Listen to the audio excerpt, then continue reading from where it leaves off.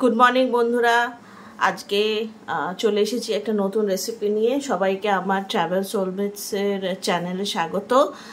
আর আজকে বানাবো হান্ডি মাটন, আর এটা আমি মাটির হাঁড়িতেই বানাবো এবং তার জন্য আমি আগে ম্যারিনেশনটা করে নেব। তো ম্যারিনেশনের জন্য আমি নিয়ে নিচ্ছি এরকম 500 গ্রাম মতন মাটন। আমি একটু রেয়াজি মাটন নিয়েছি, দেখুন। আর আমি একটু মেটেও আছে আমার কাছে, এটা অপশনাল, নাও নিতে পারেন আপনারা। আমরা মেটে খাই একটু, তাই নিয়েছি। কিন্তু একটু চর্বিওয়ালা মাটন নিয়েছি আমি, রেয়াজি মাটন।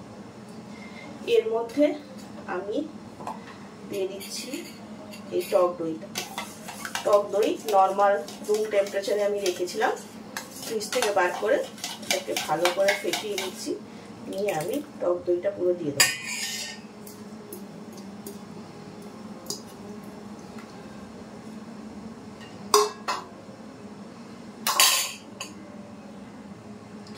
এবার দিচ্ছি আদা গ্রেট করে,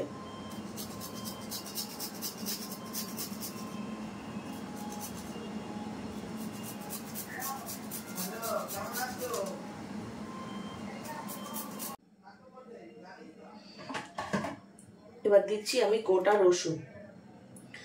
কুয়োগুলো দিচ্ছি, অনেকে কি করে গোটা রসুনটা দেয়, আমি একদম গোটা দিচ্ছি না, খোসাগুলো বাদ দিয়ে দিলাম। এখন কিরকম হয়, খোসা খাওয়াটা ঠিক হবে কিনা, তো তাই জন্য খোসাগুলো ছাড়িয়ে রসুনগুলো গোটা দিচ্ছি কোয়া করে। এর মধ্যে দিচ্ছি পেঁয়াজ। আমি মোটামুটি ধরুন ওই 4টে মতন পেঁয়াজ, মাঝারি সাইজের পেঁয়াজ কেটে নিয়েছি চিরি চিরি করে। দিচ্ছি কাঁচা লঙ্কা, এটা গোটা দিচ্ছি আমি, জাস্ট একটা ফালি করে দিচ্ছি মাঝতে।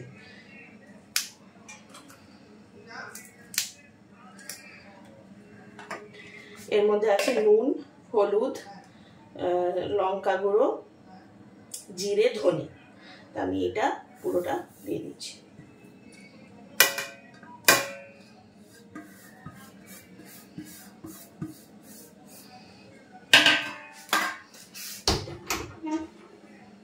করার সময় আমি ঘি দিয়ে রান্না করব। আমি সর্ষের তেলটা দিচ্ছি, বেশ অনেকটাই দিলাম সর্ষের তেল, কারণ মাটন তো একটু লাগবে তেল।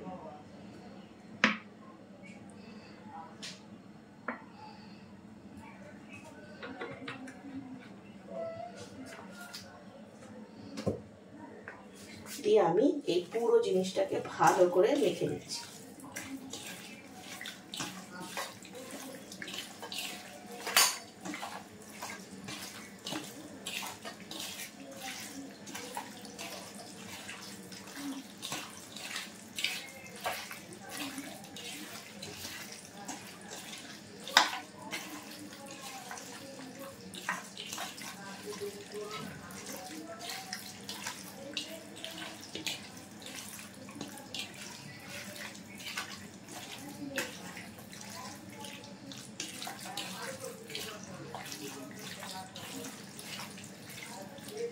দারুণ একটা সর্ষের তেলের পেঁয়াজের একটা গন্ধ ছাড়ছে, ভীষণ ভালো লাগে এটা খেতে।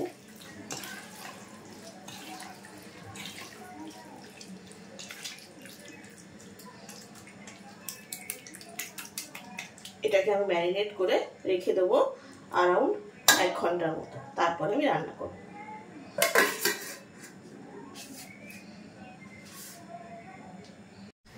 চলে এসেছি রান্না করার জন্য। আজকে রান্না করবো এই মাটির হাঁড়িটায়। তো মাটির হাঁড়িটা রেডি। দিয়ে আমি গ্যাসটা জ্বালিয়ে নিচ্ছি। দিয়ে এর মধ্যে আমি দেব ঘি।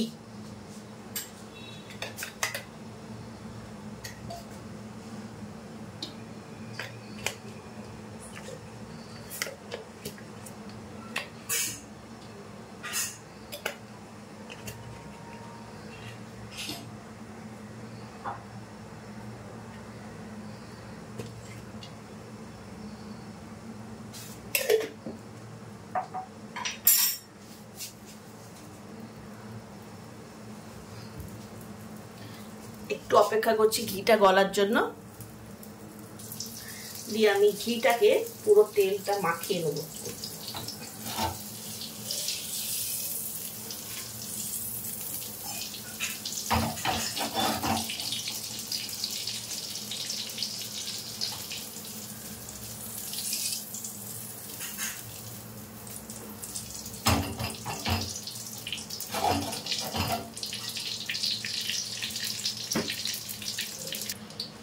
দিয়ে আমি এর মধ্যে দিয়ে দিচ্ছি দারচিনি, একটু লবঙ্গ,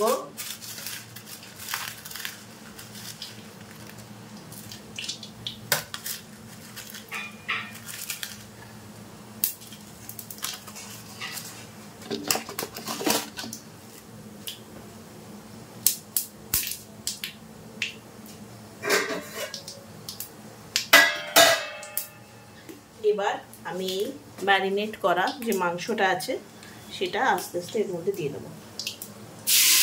ফ্লেমটা লোতে রেখে।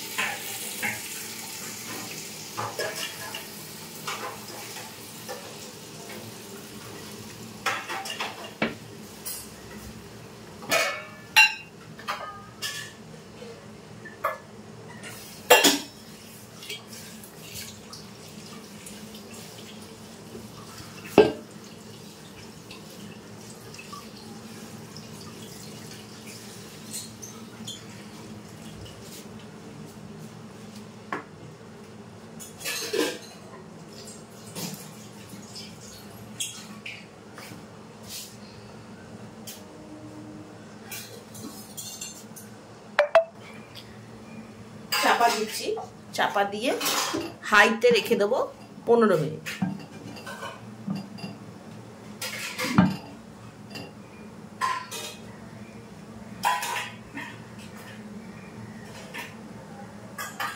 পনেরো মিনিটের জন্য হাই ফ্লেমে এটাকে আমি কুক করব।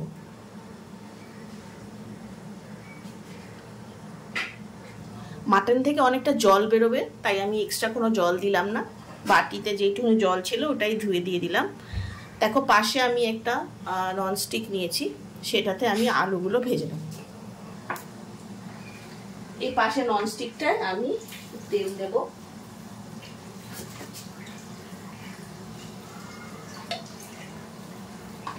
সাদা তেল দিলাম, আর এর মধ্যে আমি দিচ্ছি নুন। তেলেই দেব নুনটা।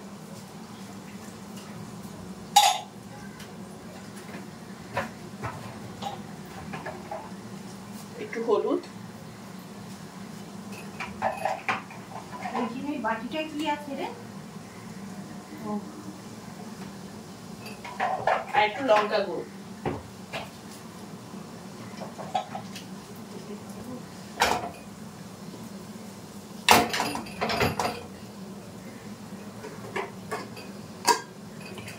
আর এখানে আমি আলুগুলোকে কেটে দিয়েছি এবং সাইডে একটু স্লাইস করে দিয়েছি যাতে নুনটা ঢোকে আর কি মশলায়।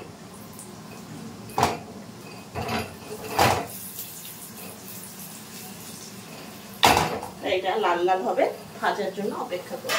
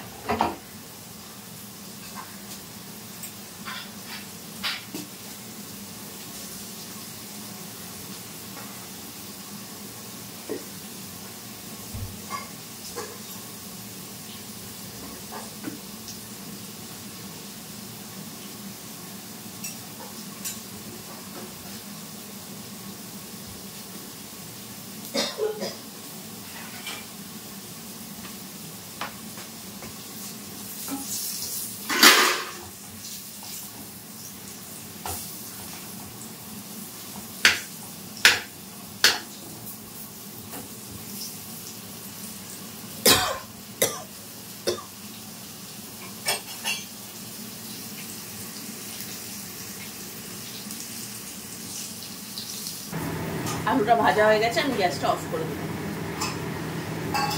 5 মিনিট হয়েছে, দেখো কি সুন্দর ধোয়া বেরোচ্ছে। এবার আলুটা যে ভাজা হয়ে গেছে, আমি কি করব, এটা খুলবো, একটু খুলে এই ভাজা আলুটা দিয়ে দেবো।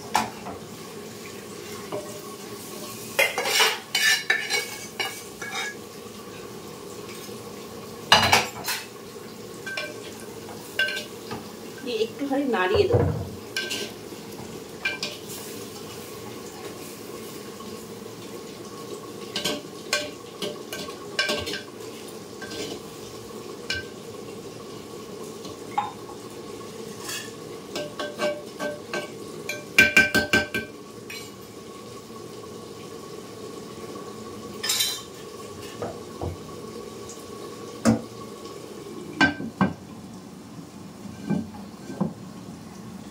এটা আরো মোটামুটি এখন 15 মিনিটের মধ্যে 5 মিনিট মতন হয়েছে, আরো 10 মিনিট এটা হাই ফ্লেমে থাকবে।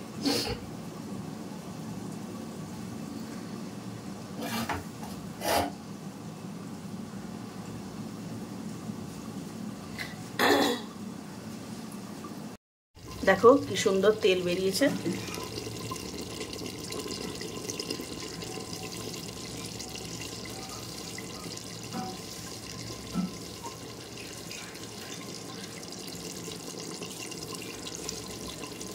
সুন্দর তেল বেরিয়ে গেছে। দই ছিল, দই থেকে জলটাও বেরিয়েছে।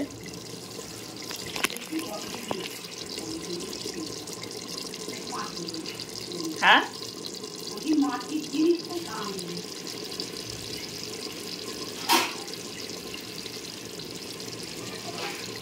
এবারে আগের দিনকে আমি আটা মেখেছিলাম, আটা মেখে দিয়েছিলাম, আজকে আর আটা মাখাটা দেব না।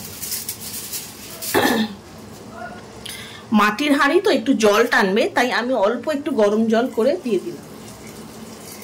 খুবই সামান্য, বেশি দেবেন না, 1 কাপ মতন গরম জল।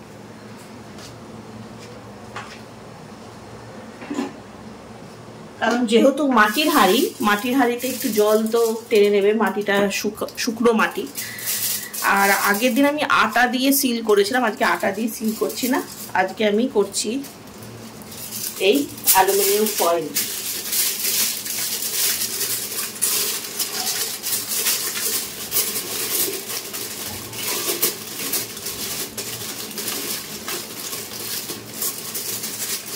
মেন উদ্দেশ্যটা হচ্ছে যাতে গরম হাওয়াটা যতটা সম্ভব বেরিয়ে না যায়। তো সেই জন্য আপনারা আটাও নিতে পারেন, বা দরকার হলে এই অ্যালুমিনিয়াম ফয়েলটাও নিতে পারেন। অ্যালুমিনিয়াম ফয়েলের সুবিধা হচ্ছে আপনি খুলে একবার দেখতে পারবেন কতটা হয়েছে। দিয়ে আমি এটাকে এটার উপর দিয়ে দিচ্ছি।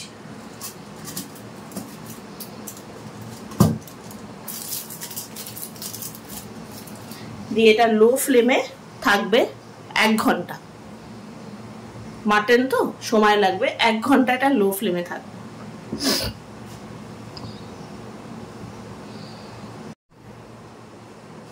এটা আস্তে আস্তে হবে, সময় লাগবে, তবে 1 আওয়ার মিনিমাম। অ্যান্ড লো ফ্লেমে দেবেন, হাই ফ্লেমে দিলে জলটা শুকিয়ে যাবে, মাংসটা সেদ্ধ হবে না।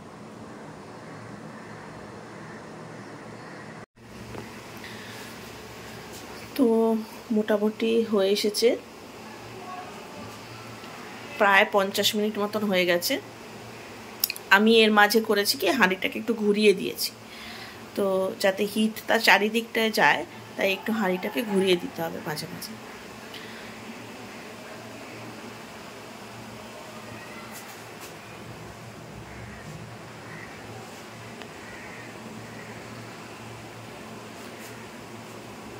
আরও 10 মিনিট লো ফ্লেমে রেখে দেবো।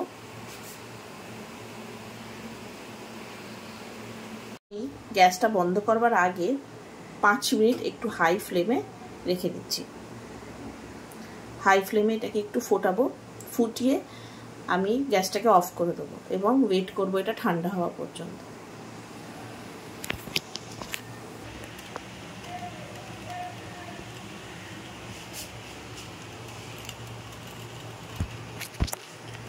তো আমার চ্যানেলটা যারা দেখো তারা একটু লাইক শেয়ার আর কমেন্ট করো, আর চ্যানেলটা সাবস্ক্রাইব করতে ভুলো না। আমি রান্না খুব একটা পারতাম না, আস্তে আস্তে শিখছি, বিভিন্ন রকমের ট্রাই করি, করে বাড়ির সকলকে খাওয়াই, এবং ওরাই আমার ক্রিটিক। তো তোমরা যারা দেখছো আমি রেসিপিগুলো আপলোড করি, ট্রাই করে দেখো। তোমাদের তো আর খাওয়াতে পারছি না, তবু রেসিপিটা শেয়ার করছি, তোমরাও ট্রাই করে বলো আমায় কেমন হচ্ছে, আর ভিডিওগুলো তোমাদের ভালো লাগছে কিনা সেটাও জানিও। আর সাবস্ক্রাইব করো, আমাকে সাপোর্ট করো, তোমাদের সাপোর্টটা আমার খুবই দরকার, কারণ তোমাদের সাপোর্ট ছাড়া আমি এগোতে পারবো না। তো দেখো, এবার আমি আস্তে করে গ্যাসটাকে অফ করে দিচ্ছি।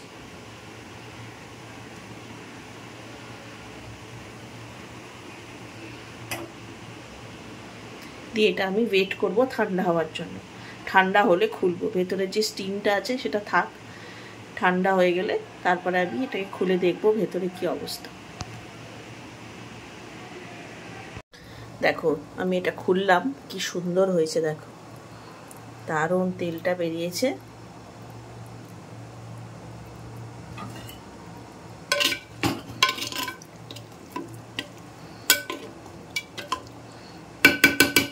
এটা আমি একটা কড়াতে ঢেলে নিচ্ছি। এ দেখো একদম রেডি হয়ে গেছে। তো একটাই কথা বলবো, তোমরা যদি অ্যালুমিনিয়ামের হাঁড়ি বা কাঁসার হাঁড়িতে করো তাহলে এটা ভালো, কারণ মাটির হাঁড়িতে একটা মাটি মাটি গন্ধ, পোড়া মাটির একটা গন্ধ ছাড়ে, যেটা খুব ভালো লাগছে না আর কি। আমি এটা প্রথমবার মাটির হাঁড়িতে করছি। তো আগের দিন একটা অ্যালুমিনিয়ামের হাঁড়িতে আমি চিকেন হান্ডি করেছিলাম, সেটা ভালোই লেগেছিল, কিন্তু এই মাটন হান্ডিটায় যেহেতু মাটির হাঁড়িতে করেছি, নুন টুন সব একদম ঠিক আছে, মাংস দারুণ সেদ্ধ হয়েছে, জাস্ট একটা পোড়া মাটির গন্ধ আছে। তো আমি প্রেফার করব তোমরা মাটির হাঁড়িতে না করে এটাকে এর হাঁড়িতে করবে, অ্যালুমিনিয়ামের হাঁড়ি বা কাঁসার হাঁড়ি। তো আমি এই মাটি মাটি গন্ধটাকে একটু দূর করার জন্য হালকা করে গ্যাসটাকে চালিয়ে দিলাম, দিয়ে আমি একটু গরম মশলা দিয়ে দিচ্ছি। তাহলে কি হবে, হাঁড়ির গন্ধটা চলে যাবে। গরম মশলার একটা তেজের একটা গন্ধ আছে, তো সেই যে একটা পোড়া মাটির একটা যে গন্ধ ছাড়ছে সেটা চলে যাবে।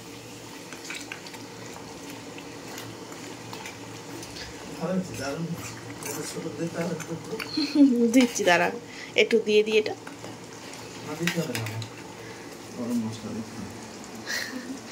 ভালো হয়েছে বলছো? মা টেস্ট করে বলেছে খুব ভালো হয়েছে।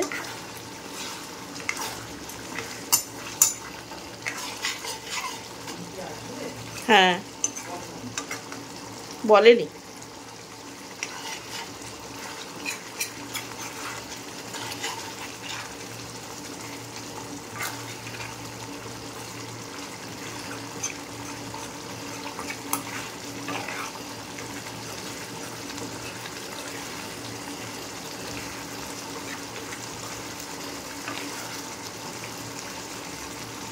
দিয়ে এটাকে আমি জাস্ট চাপা দিয়ে দেবো।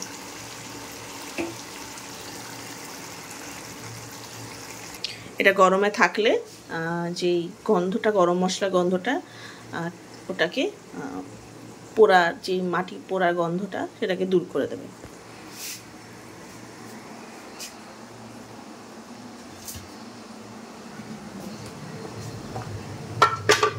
কেমন খেতে হয়েছে?